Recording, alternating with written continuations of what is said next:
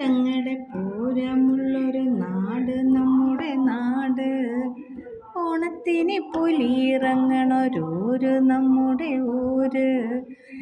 പറഞ്ഞ നാടിന് കരയേഴുമൊട്ടുക്ക് പേര്. കാണണമെങ്കിൽ കാണണം ഗടി തൃശ്ശിവപ്പേരൂര്. അങ്ങനെ ആദ്യമായിട്ട് തൃശ്ശൂർ പൂരം കാണാൻ ഞാനും പോയി. തൃശ്ശൂർക്കാരിയാന്ന് പറഞ്ഞിട്ട് കാര്യമില്ല, ഞാനിത് ആദ്യമായിട്ടാണ് തൃശ്ശൂർ പൂരം കാണുന്നത്. ഇതുവരെ ഞാൻ ടി വിയിൽ മാത്രമേ തൃശ്ശൂർ പൂരം കണ്ടിട്ടുള്ളൂ. ചെമ്പുക്കാവ് ഭഗവതിയുടെ തിടമ്പേറ്റി വരുന്ന രാമനെ കാണാൻ രാവിലെ അങ്ങ് വടക്കുന്നാഥനിലെത്തി. അവൻ്റെ ആ ഒരു വരവ് കാണാൻ തന്നെ എന്ത് രസമാണ്. രാമനും കൂടെ രാമൻ്റെ രാമേട്ടനും ഒരുപാട് പേര് എത്തിയിട്ടുണ്ട് രാമനെ കാണാൻ. പുള്ളി കുറച്ച് സമയം മേളൊക്കെ കഴിഞ്ഞ് വടക്കുന്നാഥൻ്റെ വടക്കേ ഗോപുരനടയിലൂടെ രാമൻ പുറത്തു വന്നു. കൂടെ നമ്മുടെ കാശിയും ലിബർട്ടി ഉണ്ണിയും. പിന്നെ കുറേ നേരം പുറത്ത് പൂരമൊക്കെ കണ്ടു നിന്നു. നല്ല വെയിലുണ്ട്, നല്ല തിരക്കാണ് കേട്ടോ.